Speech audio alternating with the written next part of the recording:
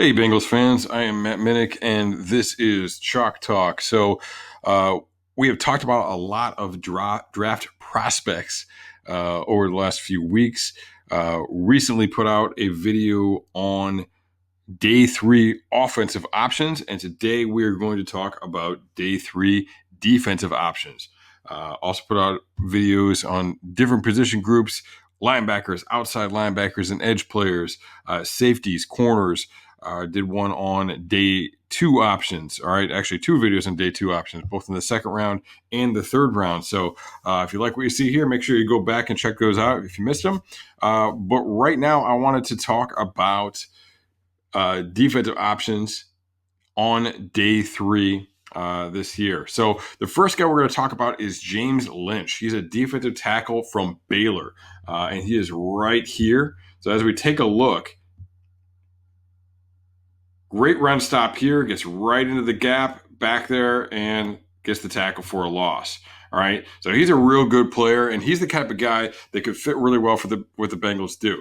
As you can see, he's running a 3-4 defense, right? And really here, I believe he's in a 3 technique, but he moves around a little bit. So he can be a 3-4 defensive end and play in the interior as well. So this is a guy that's depth. It's a backup 3 technique. It's a guy to put in rotationally to get Geno off the field. They want to limit Geno and make sure they're getting the best out of him, not wear him out.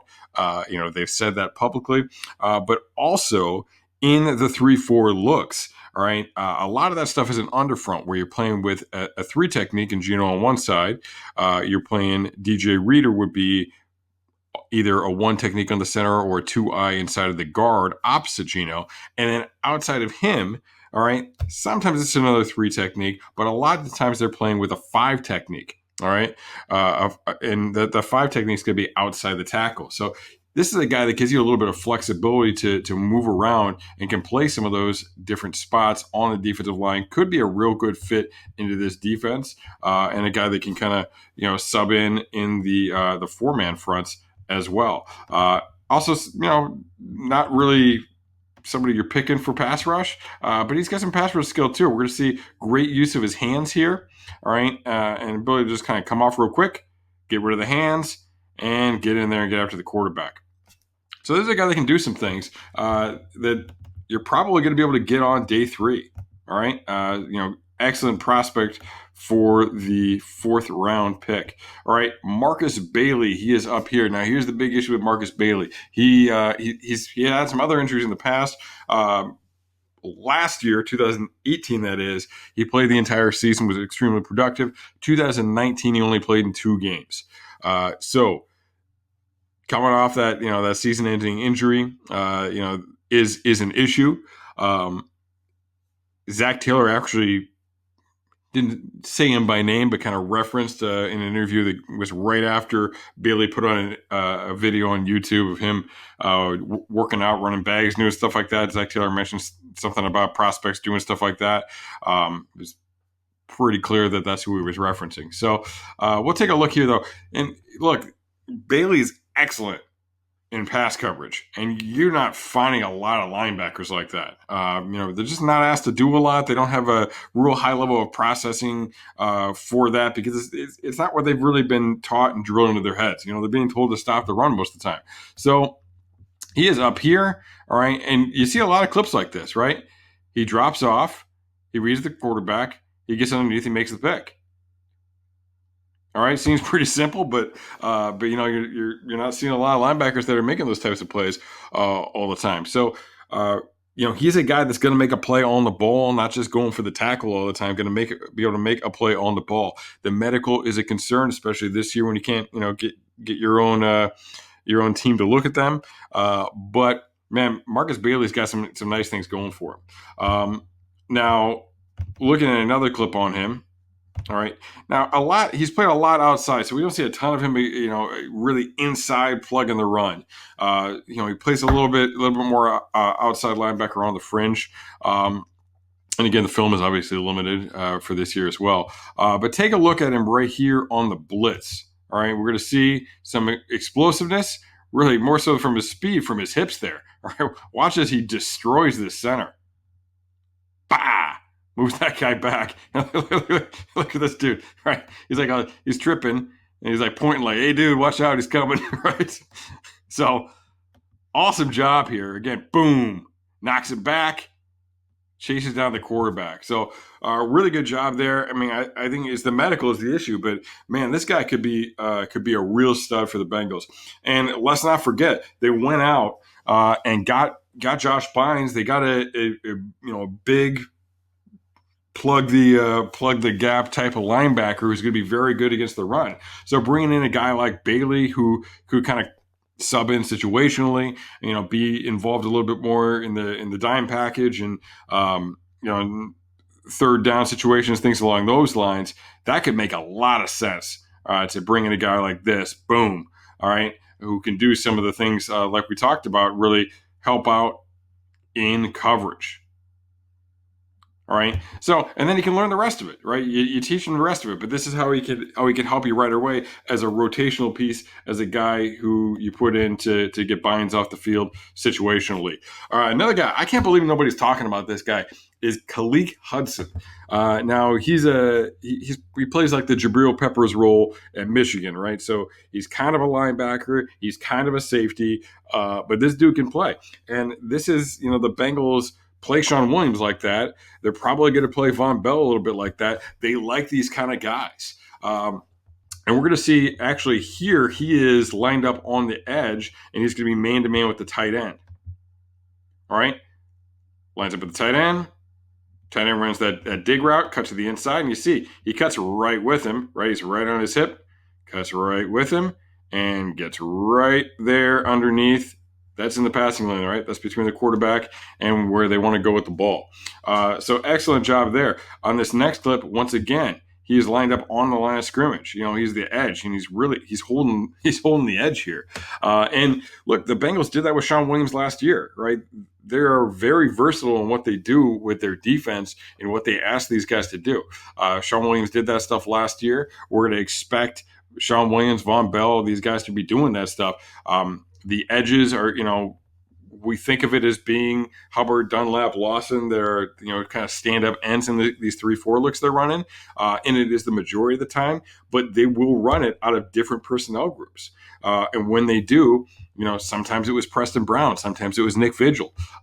Sometimes it was Sean Williams. All right. So we saw some of these safeties playing in this type of role. So take a look at this one, also against Iowa here. I'm going to play kind of slow here. Look, he's mirroring the tight end going out wide, right? He engages. Once he sees the back and sees that cut, he gets off the block and makes the tackle. All right, we'll take it back. Watch it full speed here. That was a little tight. Right there, gets off. Boom. Makes the tackle. All right? So, I mean, this is a guy that can do a lot of things, right? And, really that hybrid role is kind of perfect for what the Bengals are asking their strong safety to be able to do. So he could be a great pickup late. Remember, they brought in Bell, but obviously they lost Fejelim. All right, so maybe some depth at that position could be a good thing. And these are the types of guys that can also help out on special teams. All right, the next thing I'm going to talk about is Chris Williamson. Now people talk about nickel corners. And the nickel corners that are being talked about in this draft, a lot of them are guys, one's Bryce Hall, who maybe didn't have the top end speed to play outside, but that's what he did in college. And a lot of these guys are like 5'8", 5'9", outside corners in college, who people are just projecting in there because they're like, well, then I could be able to play outside in the NFL at that height. Chris Williamson is not that. He's a nickel corner at Minnesota. And with that comes the skill set that you're looking for in a nickel corner, not only in coverage, but in the run game. So we're going to take a look at this clip here. All right. Right away, you've got the jet sweep action. So he's staying disciplined wide. When he sees the ball handed off, he steps into the hole and makes the tackle. All right. Awesome job there, right? Like he's reading it like a linebacker. He's not reading it like a DB. And that's what you want. You want nickel corners that can make those plays.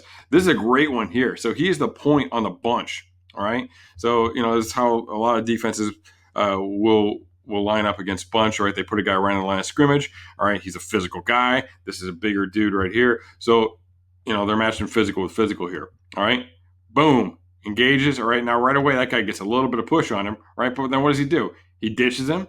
He comes off, and he makes a tackle. All right, awesome job. All right, bigger, longer guy. All right, that blocker is. He gets off, makes that tackle.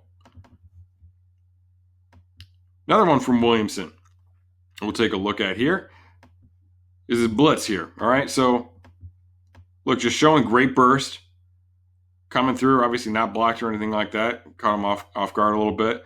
But, he shows some burst, shows some speed there, shows some athletic ability. So definitely something you like to see. And then obviously he's got to be able to cover too, right? So this is a little bit early in the season, I believe, against Penn State. Matches up. Boom. Gets in there, makes a play on the ball. All right, so this is a guy, again, has some versatility. Remember, Mackenzie Alexander came in on a 1-year contract.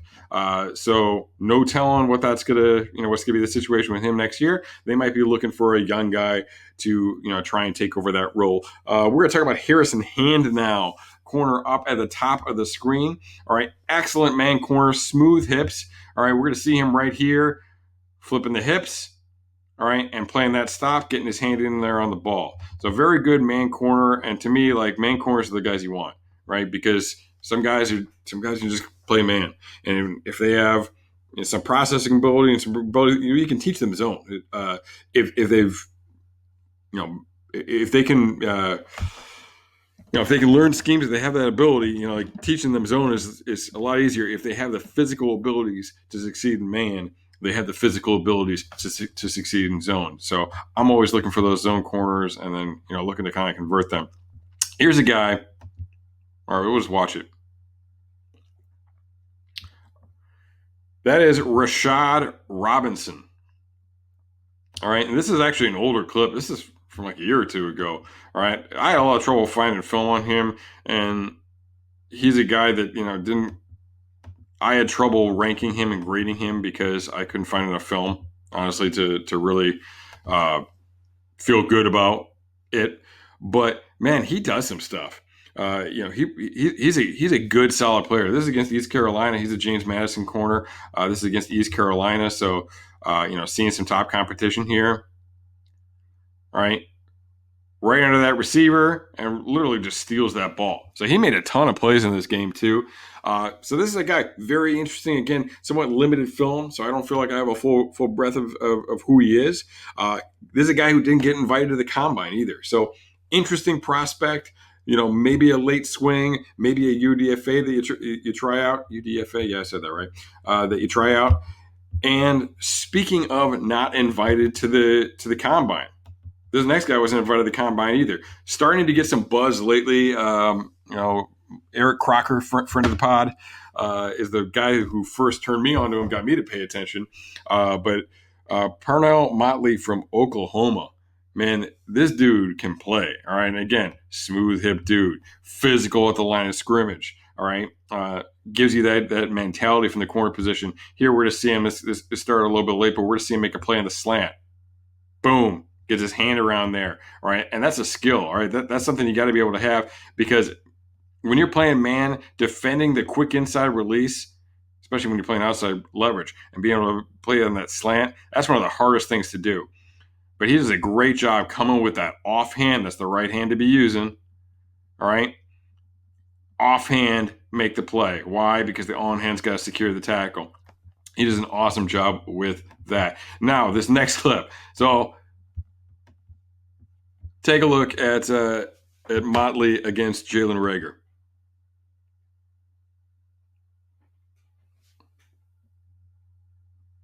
I mean, he didn't even let him off the line of scrimmage, right? Look, now, hey, I posted this on Twitter a while back, and I got, man, that's a penalty. Twitter came all after me. All right, I got a lot of, that's a penalty. That's holding. All right, that's holding. That's pass interference. This isn't a penalty. I'm sorry, it's not. All right, look, for one thing, in college football, it's not pass interference until the ball's in the air. All right, there is no 5-yard restriction. All right, and this isn't a hold. Right, maybe you grab the jersey a little bit, but it's not enough to where you're going to see it and really call a hold on it. All right, this is a corner being physical at the line of scrimmage, and this Rager's reaction, man, that's worth the penalty sometimes. Because I tell you what, like you watch, like Aqib Talib is great at it. Aqib Talib will get penalties in games, but he will also make receivers react like this. And now they're not thinking about what they need to do. They're just complaining about stuff. And I'm telling you, that takes guys out of the games when it's important. So that physical nature, even if it gets you some penalties, there's a reason for it, right? There's some value to it. If I'm being completely honest. So not a penalty. All right. Great physical football. And again, against this, Rager might be a first-round pick. All right. Rager might be the Bengals pick at 33. Right. He's a good receiver. All right. And he is all over him and really taking him out of the game. I saw something was tweeted the other day. So Rager had 1 catch for 9 yards in this game. It did not come against Parnell Motley.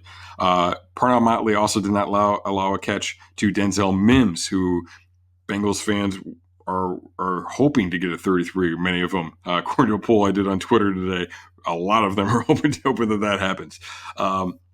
And is suspected to be a first rounder by many. And then somebody asked me about Jamar Chase. Oh, how do you do against Jamar Chase? He did fine against Jamar Chase. Jamar Chase had 2 catches in that game, and neither one of them came against Parnell Motley. So, yeah, this dude's pretty good, and he can match up against guys that are pretty good too. So these are some targets, some prospects who should be available on day 3 and have really shown some things and could come in and definitely have an impact. So Burrow is going to be great. That's probably going to be all day 1 for the Bengals.